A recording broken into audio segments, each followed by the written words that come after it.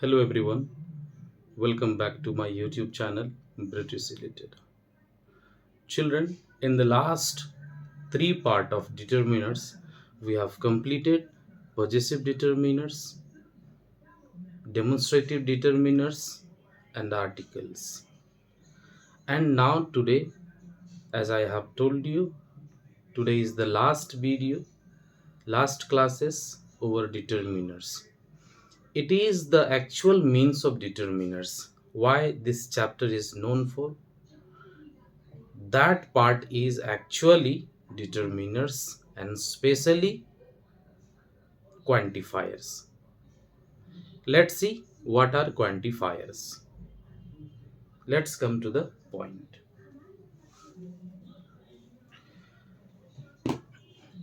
First,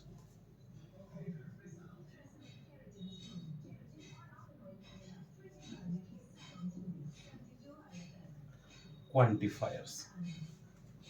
Okay, so you must understand the uses of quantifiers.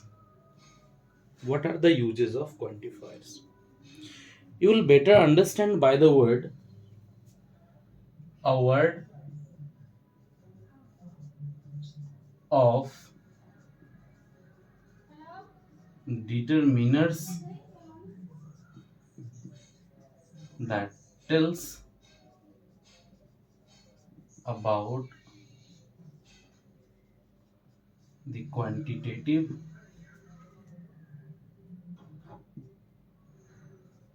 that about the quantitative quality. दो बातों आप इनको बहुत अच्छे से समझना है कि क्वांटिटेटिव ओके क्वांटिटेटिव डिटरमिनर्स या क्वांटिटेटिव क्वालिटी मैं ये दो वर्ड यहां पर लिखा हूं समझिएगा मैंने इसे क्वालिटी ही कहा है क्वांटिटेटिव क्वालिटी का मतलब क्या होता है कि किसी भी चीज की क्वालिटी को जैसे हम लोग बताते थे अब दोनों में से डिफरेंसेस पहले आप क्लियर कर लीजिए सबसे पहले मैं बात करूं इनके डेफिनेशंस के बाद छोटे से एग्जांपल से ज्यादातर आपको समझ में आ जाते हैं राइट जैसे मैंने एक एग्जांपल लिखा कि I have many toys okay और फिर मैंने एक सेंटेंस लिखा कि you are a beautiful girl okay these two words are there so now here you will understand properly what are the qualitative quality and what are the qualitative quality see many it tells about what it tells about quantity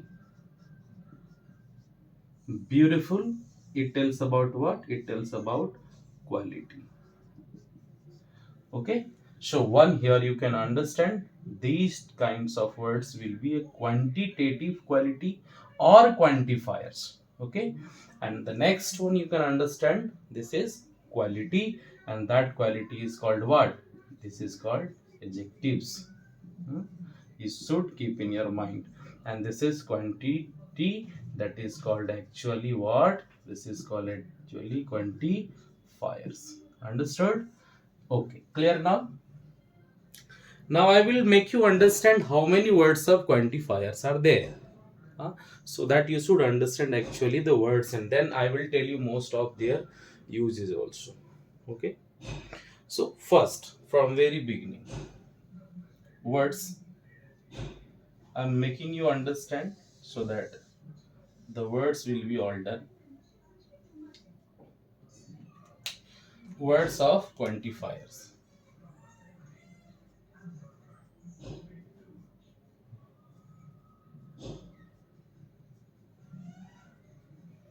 okay words of quantifiers अब आप एक चीज याद रखें मैं जितने भी words बताऊंगा सभी वर्ड्स को आप लोग पॉइंट टू पॉइंट लिखते जाइएगा है ना ताकि आपको किसी भी प्रकार का कोई डिफरेंस या कोई डिफिकल्टीज ना आए कि सर आप जो वर्ड्स बताए आपने जो एडजेक्टिव और ये सारी चीजों का जो डिफरेंस सिखाया वो क्या था क्लियर है चलिए सबसे पहला पॉइंट वन हम लोग बात करते हैं फ्यू नंबर देना आवश्यक नहीं है few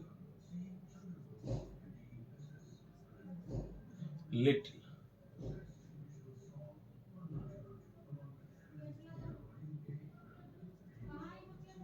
each, every, some, any, either, neither। हर एक वर्ड्स को आपको लिखते जाना है, क्लियर है ना, ध्यान रखिएगा। मच, many,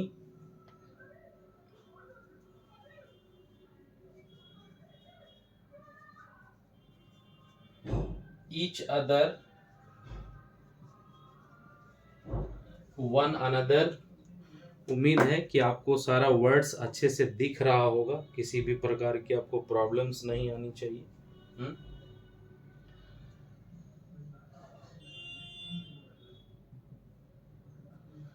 हाँ, each other, one another, clear है। All, both, other, another. अब ये अदर, अनदर, ये जो वर्ड्स हैं इसके बारे में मैं आपको क्लियर करूंगा। दी अदर भी इसमें एक वर्ड्स होते हैं, दी अदर्स लिखाते हैं और दी अदर, यहाँ पर दोनों चीजें होती हैं, इसलिए आप लोग इसको एक एक्सेप्शन के तौर पर याद रखें। और इसमें जो बहुत सारे वर्ड्स हैं हम लोग उस पर भी बात करेंगे। होल, इंटायर, ऑल हो चुका है, होल, इंटायर, ऑल,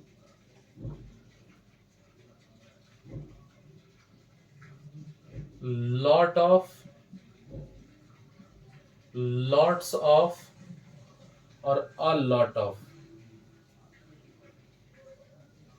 ईटीसी कर देते हैं। बहुत आवश्यक तौर पर इतने सारे वर्ड्स हैं जो आपको पूछे जाते हैं, फिर भी इसके बावजूद भी अगर कुछ वर्ड्स आपके जो छूट जाएंगे मैं आपको बीच में याद दिलाता जाऊंगा, क्लियर है। तो यहाँ से जितने भी वर्ड्स अभी हम लोगों ने पढ़े ये क्या रिप्रेजेंट करते हैं, ये रिप्रेजेंट करते हैं सबके सब किसको, क्वांटिटी को, क्लियर हो गया। इसलिए इसे हम लोग दूसरे भाषा में या दूसरे तौर पर इसे हम लोग क्या कहते हैं, इसे हम लोग कहते हैं क्वांटिफायर्स। ओके, याद रखिएगा, ये है क्वांटिफायर्स और हम लोग इसी को ही बोलते हैं क्वांटिटेटिव डिटरमिनर्स, क्लियर है। चलिए अब हम लोग एक एक करके इनके सभी के यूजेस को देखते हैं। वीडियो थोड़े लंबे होंगे, मैं फिर भी कह रहा हूँ कि वीडियो थोड़े लॉन्गर होंगे ताकि आपको समझने में आसानी हो। वीडियोस मैटर नहीं करता कितना बड़ा होता है, क्लियर है। आप इसे बहुत अच्छे तरीके से सीखें, एक एक वर्ड्स को सीखें। चलिए आगे आते हैं। अब हम लोग यहाँ पर जितने भी वर्ड्स हैं सबके एक एक करके उनके यूजेस को समझेंगे। थोड़ा टाइम लगेगा, आप आराम से बैठिएगा, सारे कार्य खत्म करके, बाकी कोई छोटे मोटे काम आपको डिस्टर्ब करने वाला ना हो, हाँ ध्यान रखिएगा। चलिए सबसे पहला जो आपका एडजेक्टिव या डिटरमिनर्स के वर्ड्स थे वो आपके थे क्या, लिटिल, और दूसरा क्या था, फ्यू। हाँ ध्यान रखिएगा, मैं बार बार कह रहा हूं कि आपको समझने में आसानी होनी चाहिए, गलती नहीं होना चाहिए। मैं इतना डीपली आपको ले जाने का कोशिश करूंगा, क्लियर है। मेरे आंखों में कुछ पड़ गया है,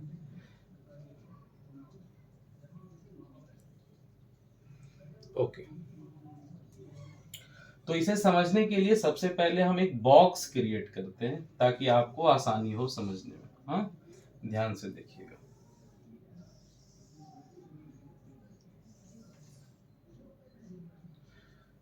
कुछ लोगों का मानना था कि सर आप छोटे छोटे इसी सारे वर्ड्स का ना एक एक वीडियो बना करके डाल दीजिए, हम सब लोगों से आसानी से समझ जाएंगे। तो मैं छोटा छोटा वीडियो बनाकर डालूं, इससे बेहतर है कि पूरी टॉपिक एक साथ डाल देता हूँ ना।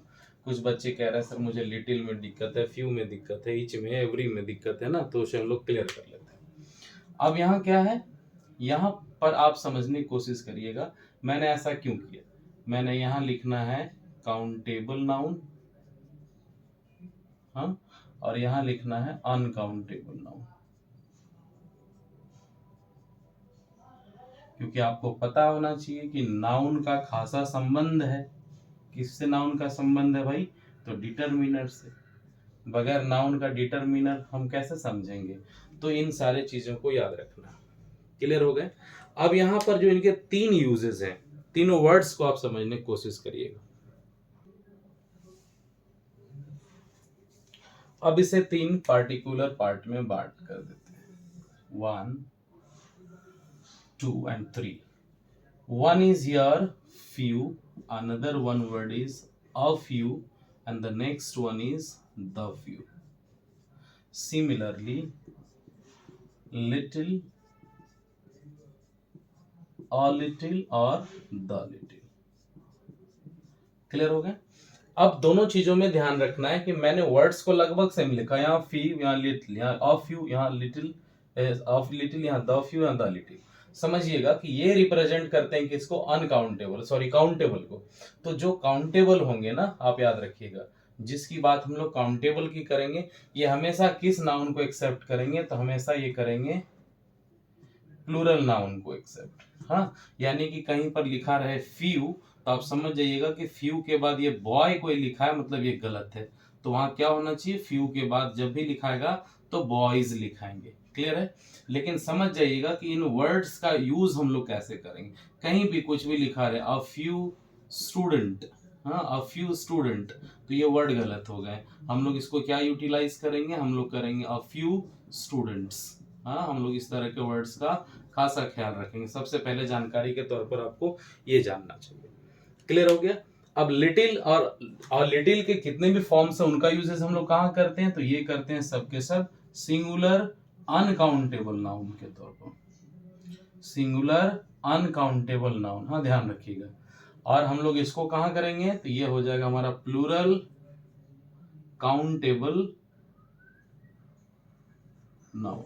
हाँ, आप ऐसे ही याद रखिएगा, ये सब के लिए, it's not just for only a few और द फ्यू, ऐसा कुछ नहीं है, ये सब के लिए। अब इनके रिप्रेजेंटेटिव क्या करते हैं, ये क्या रिप्रेजेंट करते हैं समझिएगा। हाँ, मैं शॉर्टली लिखता हूं, फ्यू और लिटिल, ये जहां भी यूज होते हैं, इनका वैल्यू क्या होता है? इनका वैल्यू होता है इक्वल टू नथिंग और none.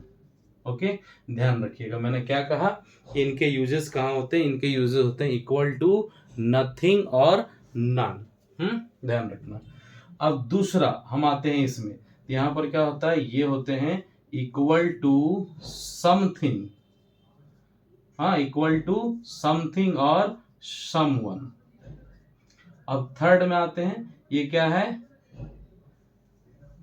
All that much is remaining. अब मैंने यहां क्या लिखा, ध्यान में रखिएगा, all that much is remaining, मतलब जो भी पार्ट हो, वो जितना भी बचा हो, जो रिमेनिंग पार्ट हो, या जितने भी आपके पास हो, जो कुछ भी हो, इस केस में हम लोग बात करते हैं, तब यूज होंगे यहां पर। अब इसको समझिएगा, लिटिल और फ्यू दोनों रिप्रेजेंट किसको करता है? नो को रिप्रेजेंट करता है। यानी नो, नो प्लस क्या? नो अगर किसी वस्तु के बारे में बात करेगा तो नो थिंग, मतलब कोई वस्तु नहीं है, लगभग एकदम शून्य के बराबर। और ना ही किसी पर्सन के बारे में बात कर रहा, नो वन। हाँ, ध्यान में रखिएगा आप लोग। क्लियर है? तो ये रिप्रेजेंट कर रहे हैं दोनों चीजों को, नथिंग और नो वन को। अब ये सबसे पहले आपको समझना है कि सर नो, जहां पर क्वांटिटी क्या हो? एकदम नो के बराबर। अब दूसरी चीज, यहां पर उसकी क्वांटिटी क्या बात करी जा रही है? सम, यानी कि सम वन या फिर समथिंग। सम का मतलब क्या होता है? थोड़े बहुत अमाउंट में होना चाहिए, कुछ बहुत होना चाहिए, या इसको आप लोग दूसरी भाषा में आप कह सकते हैं शेयरेबल ना, कि हम ऐसा हो जो हम शेयर कर सकते हैं। हाँ, और ये जो लास्ट पार्ट है, अब मैं इसको समझाने की कोशिश करता हूं। ठीक, कल हमने कहा था आपको डिटरमिनर्स पढ़ाते समय आर्टिकल में कि एक डेफिनिट पार्ट होते हैं, तो डेफिनिट पार्ट में जब हम शो करेंगे तो द का यूज होगा। अब तीनों यूज को समझिएगा। जनरली जब हमें कंपटीशन में क्वेश्चंस करे जाते हैं तो यहां से नहीं पूछे जाते हैं, मैं आपको ये भी बता दे रहा हूं।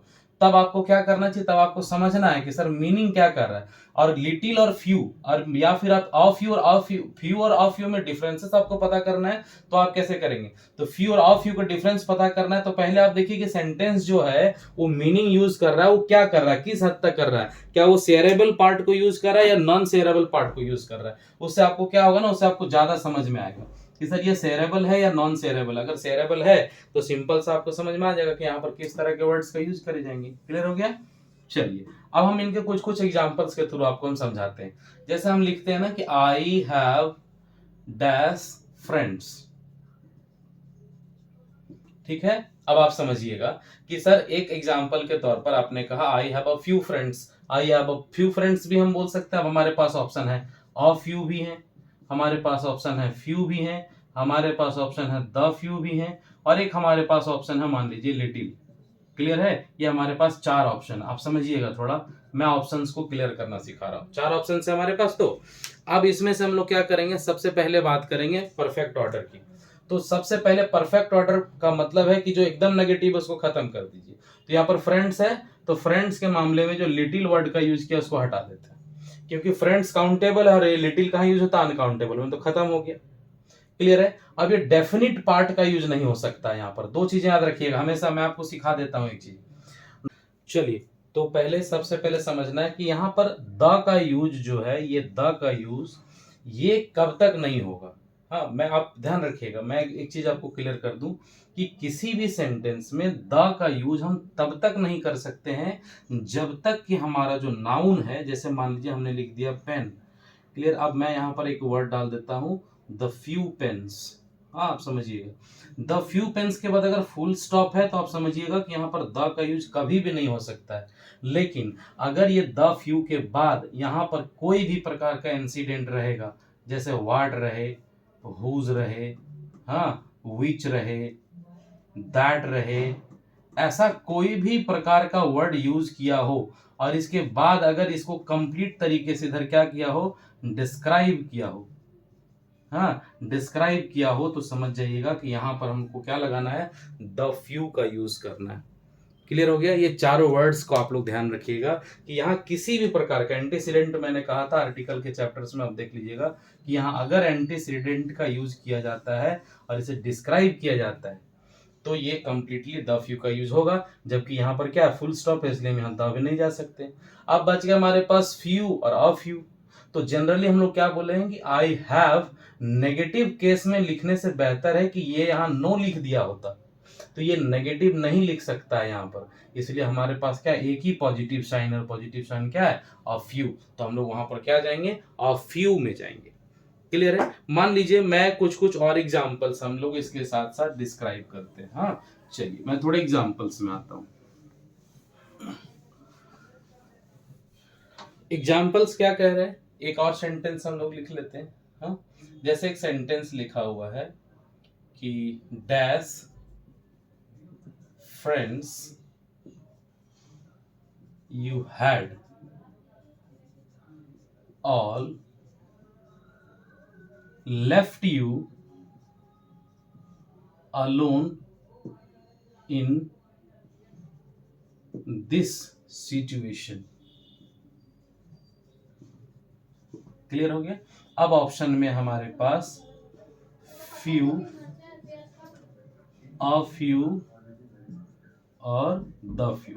क्लियर हो गए। ये तीनों चीज आप ध्यान रखिएगा, फ्यू, अ फ्यू और द फ्यू। अब समझिए थोड़ा सा, यहाँ पर मैं इसको क्लियर कर देता हूं। मैंने अभी जो कहा थोड़ी देर पहले आप सबको याद होगा, मैंने क्या कहा, देखिए कि यहाँ पर नाउन है सर, और इस नाउन को यहाँ पर क्या किया गया है, डिस्क्राइब किया गया है। तो ध्यान रखिएगा जैसे ही डिस्क्रिप्टिव नाउन का यूज हुआ हो, यानी यहाँ पर जो कुछ भी लिखा हो उसको डिस्क्राइब किया हो बगल में, तो हम ना फ्यू के बारे में जाएंगे ना ऑफ फ्यू जाएंगे, हम लोग क्या करेंगे, डायरेक्ट द फ्यू में जाएंगे। क्लियर है। अब मान लीजिए she has dash water to share only with me. Option है little, a little, under the little. Okay, so these three words are there. तो अब हम लोग ऐसे केस में क्या करेंगे? देखिए मैंने यहाँ क्या किया, एक वर्ड ही हमको दिख जा रहा है शेयरेबल। तो जहां वर्ड शेयरेबल हो वहां नेगेटिव तो होगा नहीं, क्योंकि जब हमारे पास कुछ है ही नहीं तो हम शेयर क्या करेंगे? तो शेयरेबल होना चाहिए। अब ये डेफिनेट डिस्क्रिप्टिव नहीं है तो हम लोग यहाँ पर नहीं हो सकता, तो हम लोग क्या लिखेंगे? She has a little water. Clear है? चलिए, तो उम्मीद है आप सबको कि लिटिल और फ्यू हमारा क्लियर हो गया। अब आते हैं हम लोग इसके दूसरे वर्ड्स में। क्लियर है? मैं टॉपिक बहुत लंबा है, इसलिए आप लोग थोड़ा ध्यान रखिएगा कि मैं वन बाय वन इसका सब कुछ क्लियर करता चला जाऊंगा। चलिए, अब आते हैं हम लोग इसके दूसरे वर्ड में। तो दूसरा ऑप्शन हमारे पास क्या है?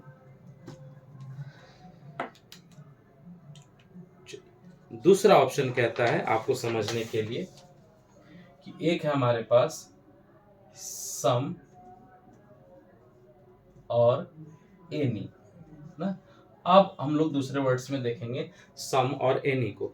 थोड़ा समझना इसे भी हम लोग आसान कर लेते हैं। क्लियर हो गया? और दूसरी चीज आप लोग इसको समझिएगा कि हम लोग इसको यूज कैसे करेंगे। सम और एनी को यूज करने के लिए भी हम इसे एक फॉर्मेट में यूज करके देख सकते हैं। Some, it is used in positive sentences. ध्यान रखिएगा मैंने यहाँ क्या लिखा? Positive sentences. मैं यहाँ कंप्लीट तरीके से अफर्मेटिव का बात नहीं कर रहा हूं, मैं यहाँ पर क्या बात कर रहा हूँ? Positive sentences. क्योंकि अफर्मेटिव सेंटेंस क्या कनेक्ट करता है? तो अफर्मेटिव सेंटेंस पॉजिटिव और नेगेटिव दोनों को अपने साथ इंक्लूड करता है। क्लियर है? ध्यान रखिएगा। दूसरा,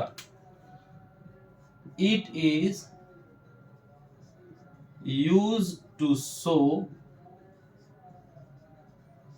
रिक्वेस्ट और डिमांड। ध्यान रखिएगा, दो word, it is used to show request और डिमांड। अब आते हैं दूसरे सेंटेंस में, यानी कि हम लोग बात करते हैं एनी का। तो यहां लिखेंगे it is used in negative sentences.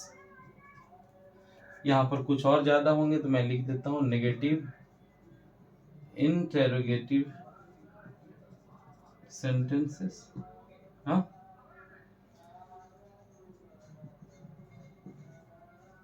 it is used to ask questions that you call what? That you call queries. Okay, that you call queries. अब ये दो तरह की बातें आपको यहाँ पर ध्यान में रखने। मैंने क्या कहा कि दो तरह के यूज किए जाते हैं। हाँ, अब एक सवाल याद रखना कि यहाँ पर कोई काउंटेबल और अनकाउंटेबल का कंडीशन आपके पास ऐसा कुछ है नहीं। यानी कि अगर मैं बात करूं सम का, तो सम का यूज भी हम कर सकते हैं, काउंटेबल में भी हम कर सकते हैं, हाँ, और अनकाउंटेबल वर्ड्स के साथ भी हो सकता है। क्लियर हो गया? ठीक इसी तरह एनी का यूज भी हम कर सकते हैं काउंटेबल में और अनकाउंटेबल में। तो ये काउंटेबल अनकाउंटेबल नाउन का तो कोई बात ही नहीं रहा, आप ये मत समझिएगा। इसलिए क्योंकि जब हम कभी एग्जाम्पल लिखते हैं तो हम यहाँ पर टेंस्ड हो जाते हैं, हम लोगों को समझ में नहीं आता है कि हम इसको यूज कैसे करें। क्लियर है? फॉर एग्जाम्पल, एग्जाम्पल्स की बात करते हैं। एक सेंटेंस लिखा है कि I don't have dash water. अब आपके पास ऑप्शन है सम और ऑप्शन है आपके पास एनी। क्लियर है? ध्यान रखिएगा, पहला सेंटेंस है I don't have dash water और ऑप्शन है क्या आपके पास? सम और एनी। अब दिमाग में आपका चल रहा होगा कि सर हम इसमें यूज किस सेंटेंस को करते हैं। तो पहली बात तो ये कि यहाँ पर नेगेटिव है। हाँ, वाटर के दिमाग में तो चल रहा है, वाटर तो हम काउंट नहीं कर सकते, तो पॉजिटिवली हम लोग, बहुत लोग तो वो सम मार देंगे। पर इसको ध्यान में समझिएगा कि मैंने सेंटेंस नेगेटिव डाला और नेगेटिव में सम आ नहीं सकता, तो यहाँ पर क्या लगेगा? एनी का यूज करेंगे। क्लियर हो गया? हम जब भी कोई भी सेंटेंस को पूछेंगे तो हमारे पास ऑप्शन क्लियर होने चाहिए, हम कैसे उसको बनाते हैं, है ना। चलिए मैं कुछ कुछ और एग्जांपल्स देता हूँ।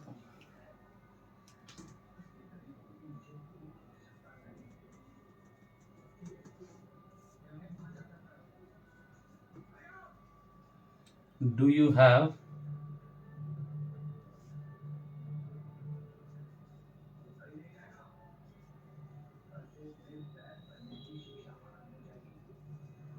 एक simple sentence, do you have dash thing for me, यहाँ पर सम है और ऑप्शन में एनी भी है। अब समझिएगा हम यहाँ क्या कर रहे हैं, सम और एनी में से कोई एक को चूज करना। तो डू यू हैव के बाद यहाँ देखिए क्वेश्चंस कर रहे हैं हम लोग, ये क्वेरीज का बात है, तो जहां देखिएगा क्वेश्चंस या क्वेरीज का बात हो वहां पर क्या होगा, सम का यूज नहीं होगा, हम लोग क्या करेंगे, एनी लिखेंगे। ठीक उसी तरह से हम लोग लिखेंगे प्लीज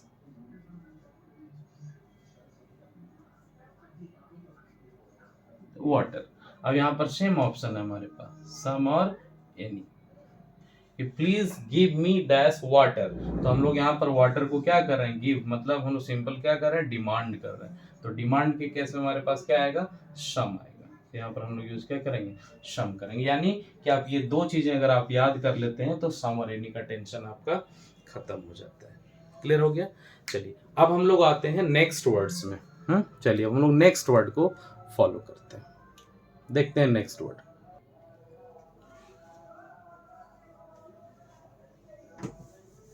अब हम लोग नेक्स्ट वर्ड देखते हैं और नेक्स्ट वर्ड है हमारा मच और मेनी। मच और मेनी क्लियर हो गया। अब आपको पता होगा कि मच और मेनी का यूज हम लोग करते हैं बहुत के संख्या में ना, बहुत के संख्या में यूज करते हैं।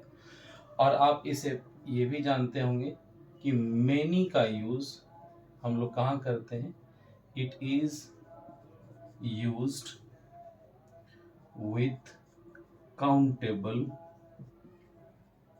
नाउन।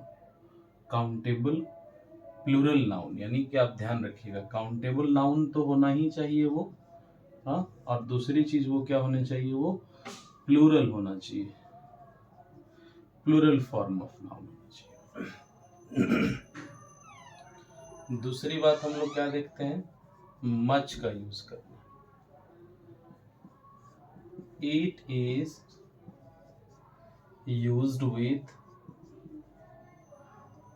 अनकाउंटेबल।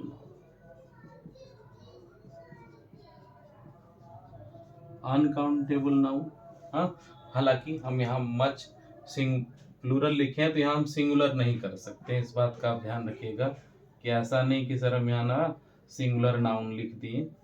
क्लियर है, आप समझिएगा। मच का मतलब सिंपल हम लोग सिंगुलर नाउन से नहीं होता है। एक याद रखने वाली बात है कि वो क्या होनी चाहिए, अनकाउंटेबल होनी चाहिए। क्लियर है। तो अब आगे देखते हैं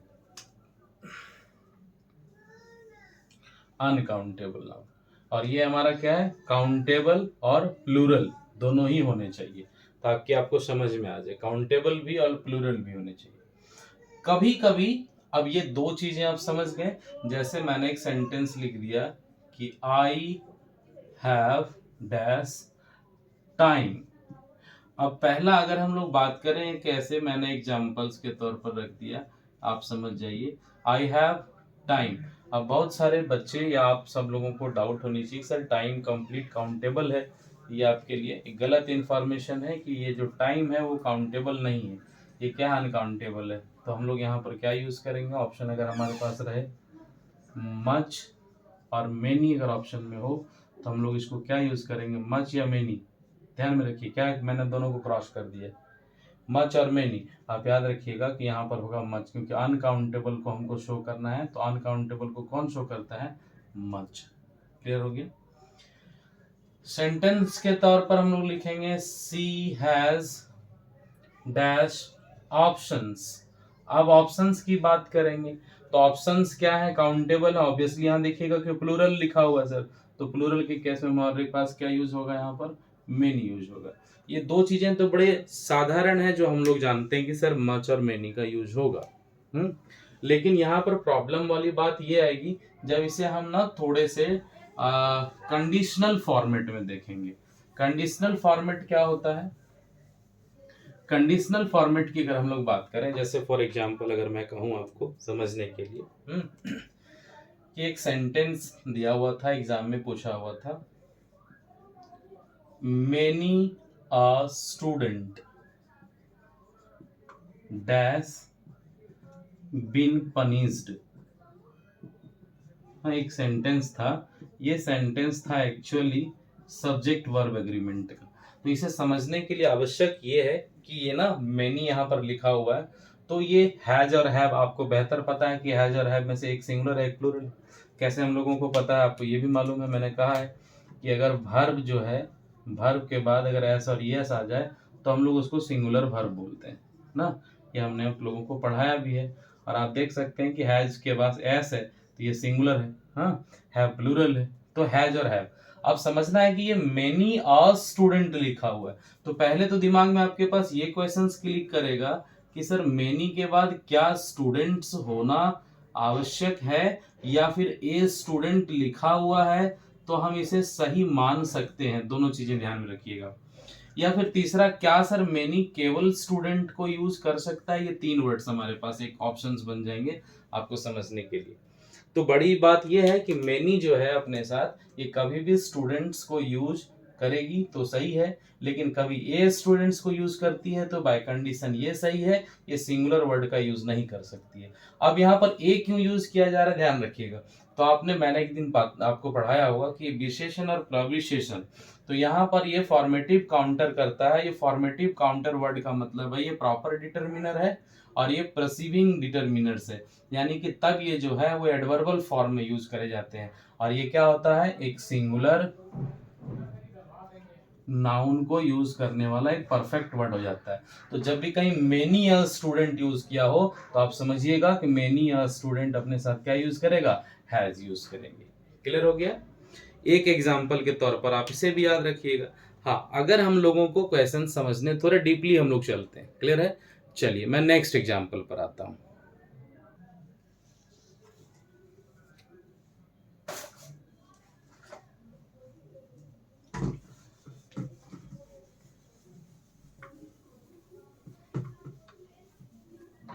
See, there is a sentence, much plus many।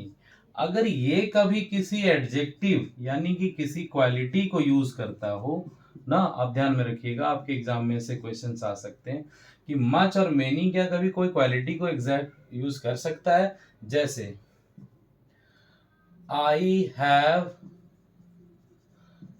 Much many options. हाँ, ध्यान रखिएगा, आई हैव मच मेनी ऑप्शंस। अब ये आपके पास एक सेंटेंस है समझने के लिए। हाँ, तो दो चीजें आपको पता होनी चाहिए कि क्या सर यहाँ पर अगर ये मेनी और मच दोनों यूज किए गए हैं तो क्या ऐसे सेंटेंसेस सही होंगे। तो ध्यान रखना है कि नहीं सही होंगे। क्यों? क्योंकि मच का यूज जहां किया जाता है अगर उसके बाद कभी किसी एडजेक्टिव का यूज किया गया हो, हाँ, तो ये हमेशा कंपैरेटिव डिग्री के फॉर्म में यूज होंगे। क्लियर हो गया, कहाँ यूज होंगे, कंपैरेटिव डिग्री के फॉर्म में। यानी मेनी है तो मेनी और मच, ये दोनों के कंपैरेटिव डिग्री क्या होते हैं, तो दोनों के कंपैरेटिव डिग्री होते हैं मोर और सुपरलेटिव डिग्री होते हैं मोस्ट। अर्थात कि ये सेंटेंस अगर हमें सही लिखना हो तो हम इसको सही करने के लिए क्या करेंगे, I have much many options नहीं, I have much more options. Clear हो गया। जैसे he is much more smart than you. अब एक सेंटेंस है देखिए, तो he is much more smart than you. अब यहाँ आपको समझना है कि ये आपको ये डिग्री कंप्लीट तरीके से याद रखनी है। मच तो हमारा सही है, लेकिन ये मोर स्मार्ट है, क्या ये आउटर सिलेबल है, नहीं है, आउटर सिलेबल नहीं है, तो मच मोर स्मार्ट अलग से यूज नहीं होगा, तो ये स्मार्ट के बदले क्या हो जाएगा, स्मार्टर हो जाएगा। आप सेंटेंस सही हो गया। क्लियर है। तो डेफिनेटली बहुत ज्यादा परेशान करने वाला टॉपिक तो आपका ये था नहीं। चलिए अब हम लोग आते हैं दूसरे डिटर्मिनर्स के फॉर्म में। ओके, दूसरे वर्ड्स को हम लोग देखते हैं।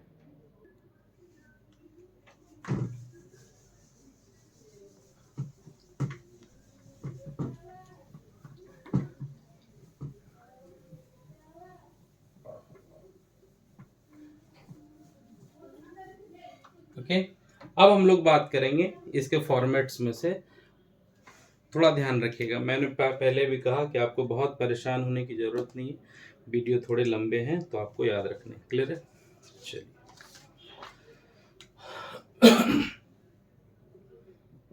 एक सिंगल वर्ड है ऑल, लेकिन इसके ना बहुत ज्यादा मतलब हो जाते हैं, तो आपको समझना है। हालांकि कई बार आप जब पढ़ाई कर रहे होते हैं तो ऑल, हाँ, होल और एक वर्ड है इंटायर, ये तीनों वर्ड्स में से आप बहुत ज्यादा कंफ्यूज फील करते हैं कि हमें यूज कहाँ करना है इसको। ठीक है, पहले मैं इन तीनों वर्ड्स को समझा दूं आपको, फिर आप क्लियर हो जाएंगे, हम लोग आगे टॉपिक में बात करेंगे। ऑल, होल और इंटायर, हाँ, ध्यान रखिएगा। अगर आप मान लीजिए कि आपके पास 4 ब्रेड्स हैं, हाँ? कितने हैं? 4 है, या 4 पीसेस ऑफ ब्रेड है, सिंपल समझिएगा। तो हम इसे क्या कहेंगे, ध्यान रखिएगा थोड़ा समझने के लिए। ठीक, इस अमाउंट को समझना है। ये तीनों क्या करता है ना, तीनों डिफरेंसेस ऑफ अमाउंट बताते हैं, डिफरेंसेस ऑफ अमाउंट को शो करते हैं ये तीनों। क्लियर है? जैसे आपको मैं एग्जांपल, कई सारे एग्जांपल्स दे देता हूं। पहले इंटायर की बात कर लेते हैं। तो इंटायर की बात ना सिर्फ और सिर्फ मेंबर्स के साथ करे जाते हैं, मेंबर्स के साथ। जैसे हम लोग स्कूल्स में यूज करते हैं कि इंटायर स्टूडेंट्स, हाँ, इंटायर स्टूडेंट्स का सिंपल मतलब हो गया सभी बच्चे, हाँ, इंटायर फैमिली मेंबर्स ना, ये चीजें आप ध्यान रखिएगा। हाँ, हालांकि हम इसका वर्ड और कहीं भी यूज नहीं कर सकते हैं। तो इंटायर का मतलब सिंपल सी है, मेंबरशिप को हम लोग शो करने के लिए दिखाते हैं, सभी स्टूडेंट्स, सभी सदस्य, हाँ, सभी विद्यार्थी या सभी सदस्य को शो करने के लिए ऐसे वर्ड्स का हम यूज करते हैं। सवाल और जो बहुत परेशान करने की चीज है वो है ऑल और होल।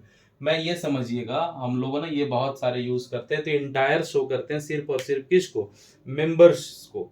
हाँ, क्लियर है? अब आ जाइए थोड़ा समझने के लिए ऑल और होल के डिफरेंसेस को। ऑल और होल, हाँ, देखिए इसका मतलब होता है पूरा और इसका मतलब होता है संपूर्ण। हाँ, अब समझिए थोड़ा सा, आप तो यहां से क्लियरली समझ जाएंगे। अब इतने नादान बच्चे तो आप लोग होंगे नहीं, थोड़े से अच्छे समझिएगा। ऑल और होल, जैसे अगर हम बात करें, आई kept on sleeping all night. आप समझने की कोशिश करिएगा मैं क्या लिखा रहा हूं, क्लियर है? और एक सेंटेंस और मैं लिखता हूं कि I kept on sleeping whole night. हाँ, 2 सेंटेंसेस है आपके पास, ये दोनों ही सेंटेंस को समझने की कोशिश करिएगा। क्लियर हो गया?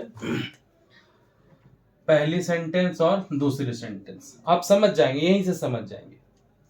क्लियर है? जैसे आप कहीं मान लीजिए किसी के यहाँ शादी में गए हुए हैं, क्लियर है ना, आप समझिएगा एक एक करके बात को। सर मैं शादी में किसी के यहाँ गया हूं, मैं वहां पर ना 4 डेज एंड नाइट्स स्टे किया, 4 डेज एंड नाइट्स वहां क्या किया, स्टे किया। ध्यान रखिएगा। तो नाइट कितने हो गए हमारे, 4 हो गए, 4 रात हम लोग वहां पर रुके ना, 4 नाइट्स हो गए। अब सवाल ये है कि जो हम उस स्टे के दौरान किए उसको आपको कंप्लीटली एक्सप्लेन करना है। यहां पर कहने का मतलब है कि मैं पूरा सोता रहा, चारों रात जो है मैं सोता रहा। अब देखिए चारों रात मतलब ऑल 4, अगर हम लोग ऑल 4 नाइट्स की बात करते हैं ना, तब हम यहां पर ऑल का यूज करते हैं। क्लियर है? और होल का यूज करने का मतलब है कि किसी एक समय को मैंने पूरे तरीके से, संपूर्ण रूप से मैं किसी एक समय को यूज किया। क्लियर है? ध्यान रखिएगा।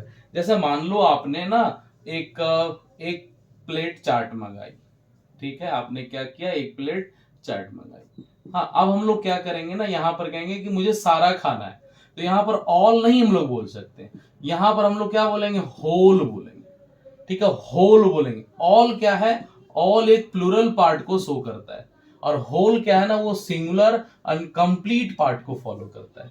तो आप हमेशा ध्यान में रखिएगा कि ऑल और होल में आपको कंफ्यूजन नहीं होनी चाहिए। क्लियर है? अब हम लोग कंप्लीट तरीके से देखते हैं इसके जो इंपॉर्टेंट वर्ड है ऑल को। हाँ, हालांकि ये ऑल, होल और इंटायर में आपका कंफ्यूजन खत्म हो गया होगा। चलिए अब हम लोग आते हैं यूज करने के लिए किसके पास, ये हम लोग ऑल को यूज करते हैं। चलिए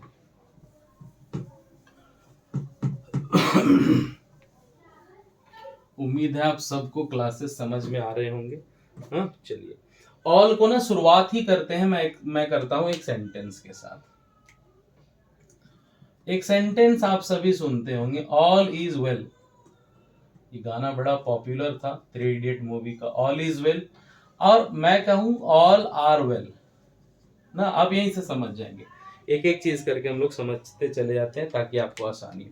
तो ऑल इज वेल होंगे या ऑल आर वेल होंगे, आपको क्लियर पता होना चाहिए, ऑल इज वेल या ऑल आर वेल। अब इसको जानने से पहले हमको क्या जानना पड़ेगा, हमको जानना पड़ेगा द कंडीशन ऑफ ऑल। ये दोनों के कंडीशन हमको जानने पड़ेंगे, किसकी एक्चुअल कंडीशन क्या है, राइट। अब इसको समझने के लिए आपको आसानी से यहां देखना है कि क्या ऑल जिसकी हम बात कर रहे हैं वो काउंटेबल फॉर्म में है या अनकाउंटेबल फॉर्म में है। क्लियर है, ध्यान में रखिएगा। अब मैं उसके बातों को समझा रहा हूं। उन्होंने कहा था कि ऑल इज वेल, हाँ आप गाने को याद करिए, उन्होंने कहा था ऑल इज वेल, यानी कि ऑल का मतलब क्या कहा था कि अनकाउंटेबल, हाँ ऑल अनकाउंटेबल। क्लियर है, ध्यान रखिएगा। और अगर मैं कहूं ऑल स्टूडेंट्स को अगर रिप्रेजेंट करूं, ऑल काउंटेबल को अगर हम रिप्रेजेंट करें, ठीक है ना, ऑल हम किसको करें रिप्रेजेंट, काउंटेबल को रिप्रेजेंट करें। तो ध्यान रखिएगा कि अगर अनकाउंटेबल चीजों को हम बात करें तो ये हमेशा क्या होंगे, सिंगुलर होंगे। क्या होंगे, ये सिंगुलर हेल्पिंग वर्ब को यूज करने वाला होगा। क्लियर है। और अगर हम प्लूरल को यूज करेंगे तो ये क्या करेंगे, ये प्लूरल हेल्पिंग वर्ब को यूज करने वाला होगा। क्लियर है, समझ जाइएगा। साथ में यहां पर क्या यूज करेंगे, वो प्लूरल नाउन को भी वो यूज कर रहे होंगे। समझने वाली बात यह है कि अगर ऑल जो है, अगर ऑल जो है वो प्रोनाउन के तौर पर यूज होता है तो मुझे कंफ्यूजन होगी कि ये समझना हम लोग किसको रिप्रेजेंट कर रहा है। तब ये रिप्रेजेंट किसको कर रहा है वो देखना पड़ेगा। ये रिप्रेजेंट किसको कर सकता है, काउंटेबल को भी और अनकाउंटेबल को। अगर ये काउंटेबल को रिप्रेजेंट किया तो हमेशा प्लूरल होगा, और अगर अनकाउंटेबल को किया तो ये हमेशा क्या होगा, सिंगुलर हो गया। लेकिन अगर ऑल एक डिटरमिनर के तौर पर यूज किया जा रहा है तो ऑब्वियसली हमारे यहाँ पर नाउन लिखे होंगे, तो नाउन लिखा होगा तो अपने स्पष्ट दिख जाएगा कि नाउन हमारा सिंगुलर है या नाउन हमारा प्लूरल है। अगर सिंगुलर होगा तो हेल्पिंग वर्ब हमारा क्या होगा, सिंगुलर हेल्पिंग वर्ब लगेगा, और अगर प्लूरल होगा तो हमारा हेल्पिंग वर्ब क्या लगेगा, प्लूरल हेल्पिंग वर्ब लगेगा। क्लियर हो गया। अब हम लोग इसके ना थोड़े बहुत एग्जांपल्स के थ्रू चलते हैं। क्लियर है, चलिए हम लोग एग्जांपल देखते हैं। पहले इसका एग्जांपल्स देखने के लिए मुझे ये सारे वर्ड्स रखने पड़ेंगे। मैं एक साइड इसका यूज करता हूं ताकि आपको समझ में आ जाए। क्लियर है, मैंने कहा यहां पर all students, all students are ready, all students are ready. सबसे पहली चीज आपको यह समझना है कि ऑल स्टूडेंट्स आर रेडी ये करेक्ट है या नहीं। तो पहले देखिए यहां पर मैंने ऑल को यूज किया और यहां पर कौन सा नाउन फॉलो हुआ, प्लूरल नाउन फॉलो हुआ, इसलिए यहां पर प्लूरल है, बिल्कुल सही होगा। हाँ यहां पर आपको कोई प्रॉब्लम नहीं होनी चाहिए। लेकिन हमको समझना है इसके बारे में, बहुत सारा चीज समझना है, ध्यान रखिएगा। क्लियर है। अब एक बात मैं आपको यहां पर क्लियर कर दूं, क्योंकि ऑल का यूज करके मैंने प्लूरल नाउन को यूज किया है तो ये आपको समझ में आना बहुत आवश्यक है। ठीक, क्या समझ में आना आवश्यक है, मैं उसे थोड़ा क्लियर कर देता हूं, नहीं तो पता चला आप कंफ्यूजन में रहेंगे। ऑल के फेसेस को थोड़ा हम क्लियर करते हैं। अगर ऑल के साथ ऑफ का यूज कर दिया गया, जैसे ऑल ऑफ बॉयज, हाँ ऑल ऑफ बॉयज, या अगर कहीं कर दिया ऑल द बॉयज, ये दोनों ही चीज को आप देखिएगा, क्या ये सही है। या अगर मैं सिंपल सा यूज कर दूं कि ऑल बॉयज, ये 3 वर्ड्स का हम लोग यूज करेंगे, तो देखते हैं हम लोग ये तीनों में से सही कौन है। क्लियर है, पहले समझिएगा। तो एक चीज आप ये समझ लीजिए क्लियरली, एक चीज आप समझिएगा कि अगर डिटरमिनर का यूज नहीं किया हुआ है तो हमें ऑफ की आवश्यकता लगाने की जरूरत नहीं है, यानी ये अपने आप में क्या है, सही है। थर्ड नंबर हमारा क्या है, सही है। लेकिन अब सवाल है कि देखिए यहां पर डिटरमिनर है और ऑफ का यूज नहीं किया है, तो ये हमारा दूसरा नंबर क्या है, गलत है। अब देखिए यहाँ ऑफ का यूज किया और डिटरमिनर का यूज नहीं किया, तो पहला नंबर भी क्या है हमारा गलत है। यानी कि ऑल के केस में और बोथ के केस में भी होता है, ऐसा मैं बहुत पढ़ाऊंगा तो आपको बताऊंगा। ऑल और बोथ के केस में अगर आपने ऑफ किया तो आपको डिटरमिनर लगाना ही लगाना है। क्लियर है, ये ध्यान रखिएगा, डिटरमिनर आपको लगाना है। जैसे अगर किसी ने कहा कि ऑल ऑफ बॉयज, ये सही है गलत, तो ये गलत है। लेकिन किसी ने कहा कि ऑल ऑफ द बॉयज, अब ये क्या है, तो ये सही है। क्लियर हो गया, ये आपको बहुत आवश्यक है याद रखने के लिए। लेकिन अगर इस एग्जाम्पल में कुछ ऐसे सेंटेंसेस आ जाते हैं कि सर अगर सेंटेंस कहीं लिखा हुआ है ऑल ऑफ यू और यहाँ पर हेल्पिंग वर्ब है, यहाँ लिखा हुआ है रेडी, अब हम लोग समझिएगा कि इसमें क्या यूज करते हैं। मैं कई बार आपको पढ़ाया हूँ, आपको फिर से मैं आपको बता दे रहा हूँ एक बार कि अगर कहीं ऐसा सेंटेंस रहे ऑल ऑफ यू, तो ऑफ के बगल में दो पार्ट को आप देखिएगा। क्लियर है, हमेशा याद रखिएगा ऑफ के पार्ट में दोनों को देखिएगा। मैं थोड़ा ऐसे डिटेल में बताता हूँ, बोर्ड को क्लियर कर लेता हूँ ताकि आपको समझने में आसानी हो। हाँ, मेरा बोर्ड छोटा है तो बहुत कम टॉपिक यूज करे जाते हैं, बार बार मुझे क्लीन करना पड़ता है। चलिए, मैंने कहा कहीं पर सेंटेंस लिखा हो कि all of you dash absent was and were. अब ये दो हमारे पास ऑप्शन है, एक है was और एक है ऑप्शन में वर। तो पहले तो ये समझिए कि क्या यहाँ जो हेल्पिंग वर्ब है वो इसके अनुसार से यूज होगा या इसके अनुसार से यूज होगा। पहले तो आपको ये सीखना है, सबसे आवश्यक। आपको मैं इसको समझाने के लिए ना एक चीज क्लियर कर देता हूँ, ये कभी भी आपको टेंशन नहीं देगा। इधर ऑफ के आसपास दोनों तरफ, अब मान लीजिए कि एक यहाँ पर भी एक यहाँ पर भी कुछ ना कुछ यूज होगा। क्लियर है, तो यहां समझिएगा बच्चा आप लोग क्लियरली कि सर अगर यहां पर क्वालिटी ऑफ नाउन्स हो, ठीक, इधर तो हमको पता है कि हमेशा प्लूरल ही होगा, तो क्वालिटी ऑफ नाउन्स हो तो फर्क नहीं पड़ता कि यहां पर हमारा नाउन जो है वो सिंगुलर है या प्लूरल है, हमको इससे कोई मतलब नहीं है। क्यों? क्योंकि ये जो क्वालिटी है ना, ध्यान रखिएगा, ये जो क्वालिटी है हमेशा हेल्पिंग वर्ब इस क्वालिटी के अनुसार आएगा। क्लियर है, अकॉर्डिंग टू क्वालिटी आएगा। फॉर एग्जाम्पल जैसे यहां पर हम लोग लिख देंगे colour, colour of these flowers dash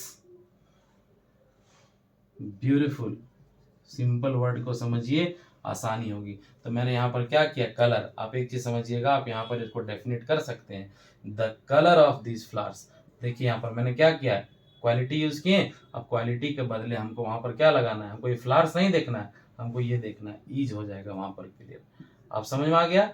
लेकिन लेकिन दूसरा पॉइंट यहाँ पर ये है कि अगर यहाँ पर हमें क्वांटिटी का यूज किया गया है, क्वांटिटी ऑफ नाउन्स, तब आप यहाँ दो चीज समझिएगा। जब बात क्वांटिटी का हो तो यहाँ दो तरह के यूज होंगे, एक होंगे अनकाउंटेबल और एक होंगे काउंटेबल। ठीक है, तो जहां अनकाउंटेबल होंगे वो हमेशा क्या यूज करेगा, सिंगुलर वर्ब का यूज करेंगे, और जो काउंटेबल होंगे वो क्या करेंगे, प्लूरल सब्जेक्ट भी लेंगे और प्लूरल वर्ब भी यूज करेंगे। जैसे अभी हम ऑल का ही बात कर रहे थे, ऑल ऑफ यू डैश, अब ऊपर वाले सेंटेंस में आ जाते हैं, नीचे एग्जाम्पल लिखने की आवश्यकता ही नहीं पड़ेगी ना, नीचे हम लोग लिखेंगे ही नहीं। अब आ जाइए ऊपर में, हम लोग किसी भी बात को देख लेते हैं। क्या था सेंटेंस, ऑल ऑफ यू। अब आप समझ जाइए कि यहाँ पर हमारा मतलब किन से है, क्या यहाँ का मतलब हमारा यू से है। तो देखिए पहले ऑल का मतलब क्या है, तो ऑल का मतलब हो गया क्वांटिटी। हाँ, क्वांटिटी हो गया, तो ये क्वालिटी वाली फॉलो तो करेंगे नहीं, इसलिए हम लोग यहाँ से, तो यहाँ दोनों में से देखिए यहाँ से कोई मतलब नहीं है। अब आ गए हम लोग बात किस में, यू में। ऑल की बात करते हैं हम लोग, कहाँ आ गए, यू में। अब यू सिंगुलर है या प्लूरल, तो ऑब्वियसली है प्लूरल, तो यहाँ पर क्या लगेगा, वर का यूज करेंगे। क्लियर हो गया, ऑल के केसेस में भी आपको इतना समझ में आ गया होगा, सब क्लियर हो गए होंगे। अब चलते हैं हम लोग नेक्स्ट वर्ड के साथ, नेक्स्ट ऑफ डिटर्मिनर्स के साथ। चलिए, तो नेक्स्ट वर्ड का हम लोग यूज करते हैं अब ईच और एवरी का। क्लियर है, ध्यान से समझिएगा, ईच एंड एवरी। अब ये समझना बहुत ही आसान है, हाँ ध्यान रखिएगा, बहुत ही आसान है इसको समझना। अब ईच और एवरी ये दोनों रिप्रेजेंट किसको करते हैं? हर एक को या फिर प्रत्येक को रिप्रेजेंट करते हैं। हाँ, हर एक को और फिर प्रत्येक को रिप्रेजेंट करते हैं। अब इसमें सबसे बहुत इंपॉर्टेंट बात यह है कि ईच और एवरी, ईच जो वर्ड है ना, ये ईच रिप्रेजेंट करते हैं किसको? किसी टू को। और एवरी जो वर्ड है ये रिप्रेजेंट करते हैं किसको? मोर देन टू को ना। दोनों चीजों को आप ध्यान में रखिएगा कि मैंने क्या कहा। एक रिप्रेजेंट करते हैं टू को और एक रिप्रेजेंट करते हैं मोर देन टू को। लेकिन दोनों बाय यूज क्या होते हैं? बाय यूजेस दोनों क्या होते हैं? दोनों के दोंगले by uses they are singular. आप ये ध्यान रखिएगा कि by uses they are singular. जैसे पहले हम इसको क्लियर कर देते हैं कि कहीं लिखा हो ईच स्टूडेंट और कहीं लिखा हो ईच स्टूडेंट्स, तो पहले आपको समझना है कि सर ईच जो है वो कभी भी प्लूरल को यूज नहीं कर सकता है। यानी इस केस में हम लोग क्या करेंगे? इस केस में हम लोग मानेंगे ये जो प्लूरल वर्ड है वो क्या है? गलत है। पहला केस ये हो गया। दूसरा केस हम लोग समझते हैं, केस नंबर 2। अब लिखा हुआ है कि each of students, each of students, और कहीं लिखा हुआ है ईच ऑफ द स्टूडेंट्स। दोनों ध्यान में रखिएगा। एक्यूरेसी को लेकर अगर हम लोग चले, तभी मैंने क्या कहा, अगर ऑफ का यूज होगा तो डिटर्मिनर्स का यूज होगा, इसलिए यहां पर ये वाला फॉलो करना हमारे लिए क्या है? हमारे लिए ये गलत है। तो करेक्ट क्या होगा? Each of the students. दो चीजें हमारे लिए समझ में आ गई। पॉइंट नंबर 3 की अगर हम लोग बात करते हैं, इसके बाद अगर हम लोग बात करें तो एवरी, हाँ यहां देखिएगा लिखा हुआ है एवरी स्टूडेंट और एक जगह लिखा हुआ रहेगा एवरी स्टूडेंट्स। तो समझिएगा कि एवरी स्टूडेंट सही है, एवरी स्टूडेंट्स क्या है हमारा? गलत है। लेकिन लिखा रहे कहीं एवरी ऑफ द स्टूडेंट्स और कहीं लिखा रहे एवरी ऑफ स्टूडेंट्स। तो ध्यान रखना है कि एवरी किसी भी केस में ऑफ या डिटर्मिनर्स का यूज नहीं करता है। क्लियर हो गया आप लोगों के लिए इतना? अब सवाल है, एक और प्रॉब्लम्स इसमें आते हैं जनरली जो बच्चों को कभी कभी कंफ्यूज करता है, और वो क्या कंफ्यूजन होता है ये भी मैं आपको क्लियर कर देता हूं। कभी कभी ऐसे होते हैं कि ये दोनों ही वर्ड एक साथ आ जाते हैं ना, जैसे लिखा रहता है ईच एंड एवरी स्टूडेंट्स। हाँ, अब आप इसको 5वां पॉइंट क्लियर कर लीजिए। पहला, दूसरा, तीसरा, चौथा, 5वां। ईच एंड एवरी स्टूडेंट्स, और यहां लिखा रहेगा each and every student. Clear है? ध्यान रखिए, ईच और एवरी अलग अलग भी मिलकर अगर जुड़ा रहे तो एक चीज हमने आपको बहुत पहले सिखाया था, शायद आपको याद होगा या नहीं, एंड और एंड में फर्क होता है ना। तो जनरली ये एंड लिखने का मतलब है कि वो कंपाउंड वर्ड है। क्या है वो? कंपाउंड है, और वो हमेशा कंपाउंड क्या होता है? सिंगुलर होता है ना। चिल्ड्रन ध्यान रखिएगा। तो यहाँ पर क्या लिखा है देखिए, ईच एंड एवरी, इसलिए यहाँ पर प्लूरल का यूज नहीं होगा, क्या होगा? सिंगुलर का यूज होगा। अब ये जहां भी के यूज होंगे तो हमेशा क्या यूज होंगे? ये सिंगुलर यूज होंगे। हम लोग इनके प्लूरल वर्ड्स के प्रति ध्यान नहीं देंगे। क्लियर हो गया? तो ये सब के सब यूजेस आपको क्लियर में याद रखने हैं। अब कहीं मान लीजिए आपको सेंटेंसेस लिखना है, क्लियर है? कोई भी एक सेंटेंस हम लोग लेकर के चलेंगे। फॉर एग्जाम्पल मैं आपको एक चीज बता देता हूं ताकि आपको समझने में याद आ जाए। आप किसी एक का भी एग्जाम्पल उठा करके पढ़िएगा, आपके लिए डाउट क्लियर हो जाएगा। हाँ, जैसे एग्जाम्पल है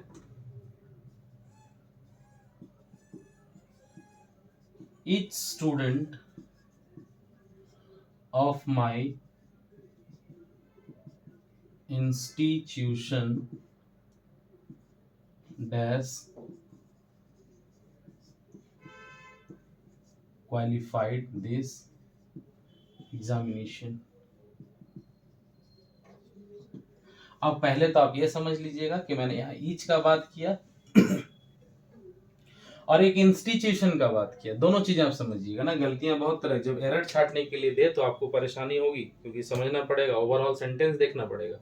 मैंने इंस्टीट्यूशन की बात करी, इंस्टीट्यूशन में स्टूडेंट का बात किया, तो क्या वहां कोई दो स्टूडेंट यूज होंगे? नहीं। तो सबसे पहले ईच गलत हो जाएगा, क्या होगा वहां पर कि इंस्टीट्यूशन बात करें तो स्टूडेंट्स की संख्या बहुत ज्यादा हो जाएगी, इसलिए यहाँ पर यूज क्या होना चाहिए था, every student of my institution, ये हो जाएगा सही। और दूसरी चीज कि अब देखिए हम ईच का यूज करें या एवरी का यूज करें, हमारे पास यहाँ पर ऑप्शन में हमारे पास लिखा रहेगा हैज और हैव, ये दोनों में से कोई एक क्लिक करने हैं। तो हैव हो गया प्लूरल, हैज हो गया सिंगुलर, और हम लोग को क्या यूज करना है, ईच और एवरी में से कोई एक सिंगुलर। तो हमारे पास क्या करेक्ट हो जाएगा, हैज करेक्ट हो जाएगा।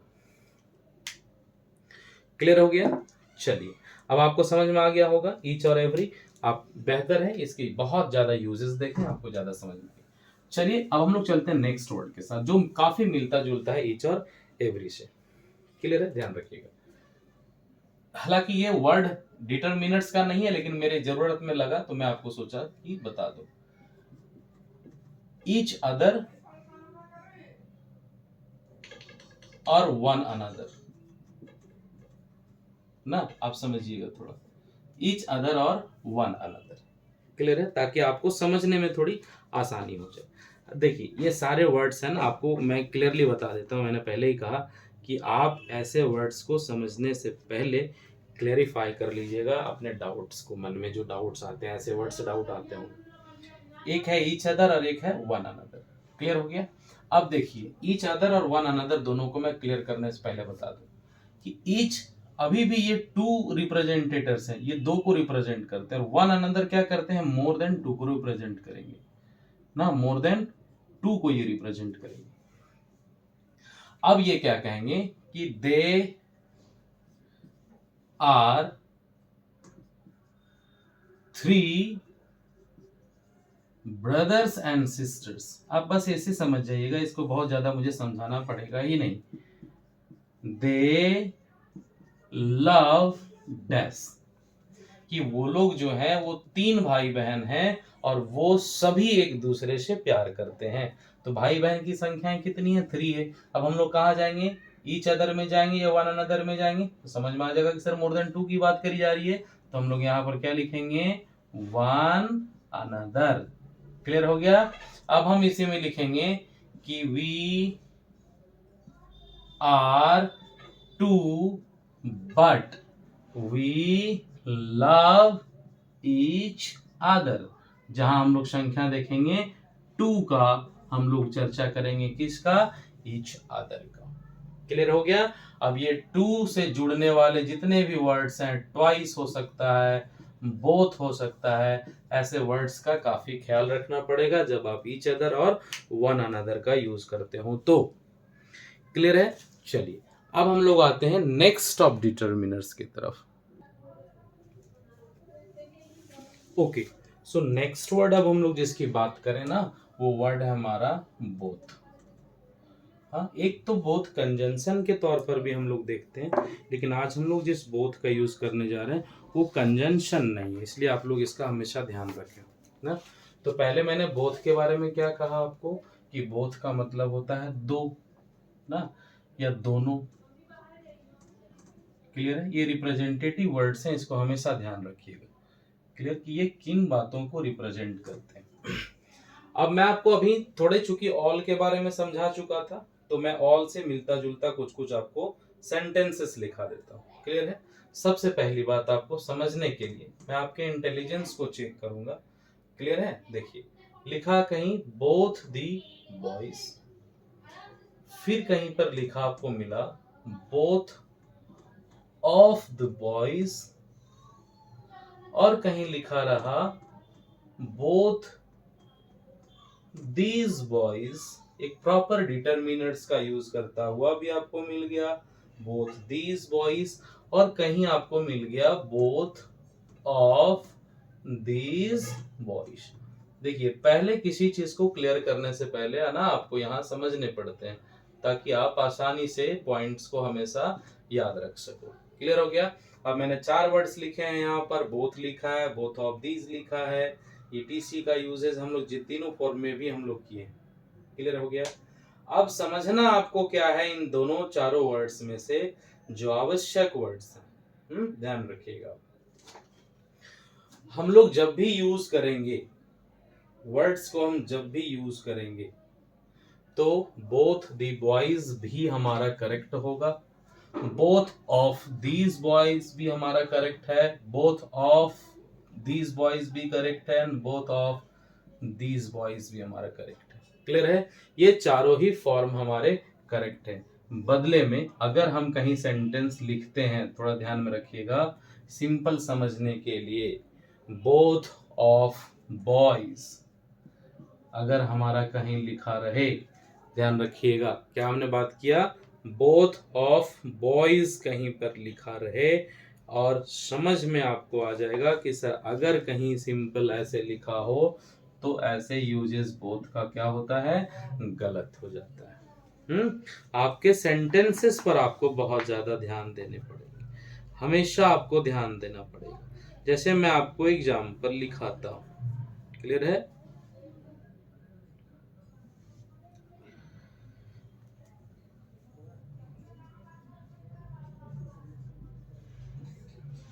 Example: the principal called both of us। देखिए अब हम लोग ना एक बात समझिएगा, मैं ऐसा क्यों लिखा ताकि आपको जानने में ज्यादा आसानी हो, आपको प्रॉब्लम्स नहीं हो, इसलिए मैंने लिखा। यहां पर देखिए आप, मैंने लिखा बोथ ऑफ बॉयज और मैंने यहाँ कहा गलत है, लेकिन यहाँ हम लिखे बोथ ऑफ अस और हमने कहा सही है। समझिएगा क्यों, क्योंकि ये क्या है, एक नाउन का फ्रेम है, इसलिए ये डायरेक्ट यूज नहीं कर सकता है, लेकिन ये क्या है, एक प्रोनाउन का डायरेक्ट यूज फ्रेम है, इसलिए ऑफ के बाद ये यूज कर सकता है। क्लियर हो गया? लेकिन अगर हम यहां पर सेंटेंस लिख दें कि द प्रिंसिपल कॉल्ड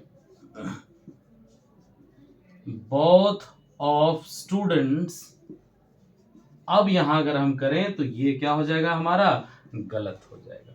अब ये गलत क्यों हो जाएगा, क्योंकि हमने बात क्या किया, बोथ ऑफ स्टूडेंट्स, और ये देखिए स्टूडेंट्स हमारा क्या होगा, ऑफ है तो डिटर्मिनर आवश्यक है, तो ये करेक्ट हो जाएगा हमारा क्या, बोथ ऑफ द स्टूडेंट्स।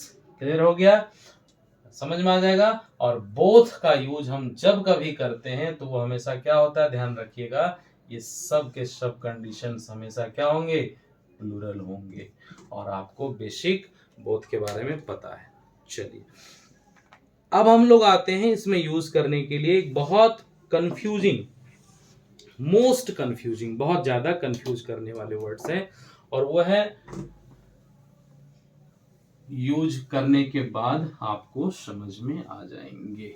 चलिए सबसे पहले तो मैं आपको बता दूं कि जो इजी फैक्टर है हमारे, एक है ईदर और दूसरे हैं हमारे नीदर, ना, ईदर और नीदर। अब एक चीज आप देखिएगा, ऐसे जनरली हम लोग कंजंक्शन के तौर पर भी यूज करते हैं। ईदर का मतलब होता है क्या, दो में से एक, और हमारा नीदर का मतलब क्या होता है, दो में से एक भी नहीं। हाँ ध्यान रखिएगा, ऐसे इनके जनरली मीनिंग होते हैं। हाँ अब हम लोगों को समझना है। क्लियर हो गया? चलिए दो में से एक और दो में से कोई भी नहीं, लेकिन अगर आप इसको हम समझते हैं, दो से जब संख्याएं इसकी बढ़ जाएगी, ठीक है ध्यान में रखिएगा, दो में से संख्याएं बढ़ जाएगी तो ईदर हो जाएगा वन और नीदर हो जाएगा नन। ठीक, सिंपल याद रखिएगा। हाँ दो हो जाएगा वन और नन हो जाएगा क्या, हमारा नेगेटिव। तो आप समझिएगा इन सारे चीजों को यूजेस करने हम लोग आज सीखेंगे। अब यहां पर ध्यान रखिएगा, पॉजिटिव दो में से नहीं, मोर देन टू। क्या हम लोग बात कर रहे हैं यहाँ पर, मोर देन टू के केस में, मोर देन टू के केस में, मोर देन टू में से कोई एक अगर हम लोग बात करें तब हम लोगों का यूज ऐसे होगा। जैसे हम ये कहना क्या चाह रहे हैं समझिएगा, ठीक है। जैसे यहां पर लिखा हुआ है कि either of these 5 students have taken your pen. अब मेरे सेंटेंस को समझने की कोशिश करिएगा कि हम यहाँ क्या लिखाना चाहते हैं। मैंने कहा कि either of these 5 children have taken your pen. आप समझ जाएंगे, यहीं से आप समझ जाएंगे। पूरे गलत हो सकते हैं सेंटेंस, लेकिन आपको सारा ठीक करना है। सबसे पहला चीज आप देखिएगा यहाँ क्या लिखा हुआ है सर हमारा, समझने के लिए ना। अब इधर की बात करी जाए, स्टूडेंट्स की संख्याएं हैं कितनी, 5। तो क्या ये 2 वाले फॉलो होंगे या मोर देन 2 वाले फॉलो होंगे, तो मोर देन 2 वाले फॉलो हो जाएंगे यहाँ पर। तो मोर देन 2 फॉलो होने का मतलब इधर और नीदर से है नहीं, तो इधर का पॉजिटिव क्या था, 1 था, इसलिए हम लोग सबसे पहले यहाँ इधर के जगह में क्या लगाएंगे, 1 लगाएंगे। अब हो गया one of these 5 students, one of these 5 students. अब संख्याएं कितनी है, 1, और ये हम लोगों को जनरली यहां पर लेकर के जा रहा है कि one of these 5 students has taken my pen. इनमें से किसी एक बच्चे ने मेरा पेन क्या किया है, लिया है। देखिएगा ध्यान में, डायरेक्ट सब्जेक्ट हम लोग किसको रिप्रेजेंट कर रहे हैं, 1 को रिप्रेजेंट कर रहे हैं। क्लियर हो गया। तो आपको समझना पड़ेगा। हाँ, जैसे एक सेंटेंस लिखा हुआ है, while coming home I saw a dead body, I saw a dead body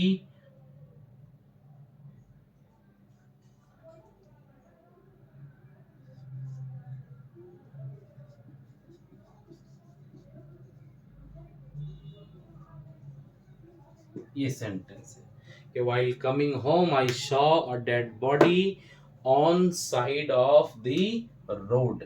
आप ध्यान रखिएगा, रोड होते हैं, रोड ऐसे होते हैं, तो रोड के साइड कितने हो गए, S1 और ये S2 हो गए, मतलब 2 साइड हो गए, एक साइड ये है और एक साइड ये है। तो ऑब्वियस सा चीज पता चल गया आपको कि रोड के 2 साइड होते हैं, तो 2 साइड में पॉजिटिवली यहाँ पर हम लोग क्या करेंगे, इधर करेंगे, और यही सेंटेंस नेगेटिव होता तो नीदर कर देते, तो हम लोग यहाँ पर क्या यूज करेंगे, इधर करेंगे। आपको एग्जाम में बहुत ज्यादा ध्यान रखना है कि while coming home I saw a dead body on either side of the road. अब ये देखिएगा समझने के लिए कि यहाँ पर मैंने साइड का यूज किया। अगर ये वर्ड साइड्स लिखा होता ना, अगर ये साइड्स होता तो यहाँ पर इधर ना होकर के बोथ भी हो सकता था, कि मैंने दोनों साइड में एक एक डेड बॉडी देख लिया। क्लियर है। तो आप थोड़ा ध्यान रखिएगा कि यहाँ पर ये जो वर्ड है वो क्या है, सिंगुलर या प्लूरल है। दूसरी चीज यहाँ देखना, ये पॉजिटिव है या नेगेटिव है। अगर हम लोग नेगेटिव वर्ड का यूज करेंगे तो इधर की जगह नीदर आ जाएगा। अगर हम लोग साइड्स को बढ़ा देते हैं तो हम लोग जनरली वर्ड्स को हम लोग फॉलो करने के लिए इधर और नीदर के बदले यहाँ पर वन साइड और नन साइड भी हो सकता है। क्लियर हो गया। अब मल्टीपल चॉइस में हम लोग जाएंगे तो ऑल साइड या मेनी साइड्स का भी हम लोग बात कर सकते हैं। तो यहाँ पर आपको इसको भी यूज में ध्यान में रखना है। बेसिकली आपको एडजेक्टिव्स को फॉलो करने के लिए, डिटरमिनर्स को फॉलो करने के लिए इतने सारे वर्ड्स को आपको यूज करने हैं। देखिए जनरली वर्ड्स बहुत सारे होते हैं, आपको समझना पड़ेगा, उनमें यूजेस करने के टेक्निक्स आपको पता करने पड़ेंगे, है ना। जब आप ज्यादा वर्ड्स को फॉलो करेंगे तो आपको ज्यादा चीजें समझ में आएगी।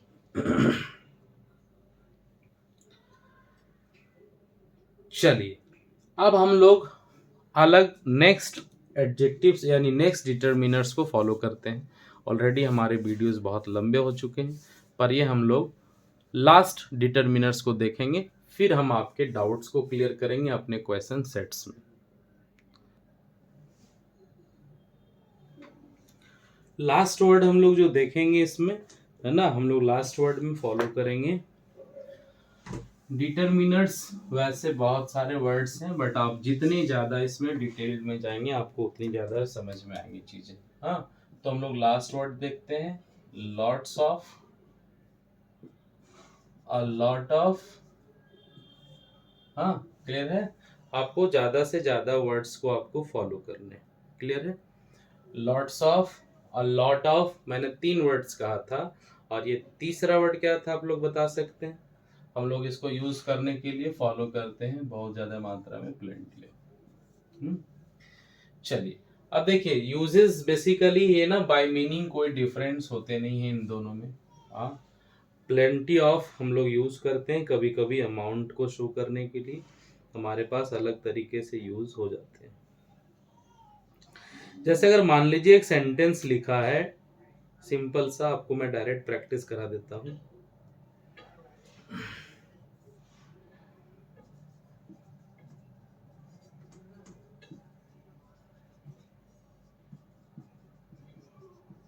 एक सेंटेंस है ना, ऑप्शन में है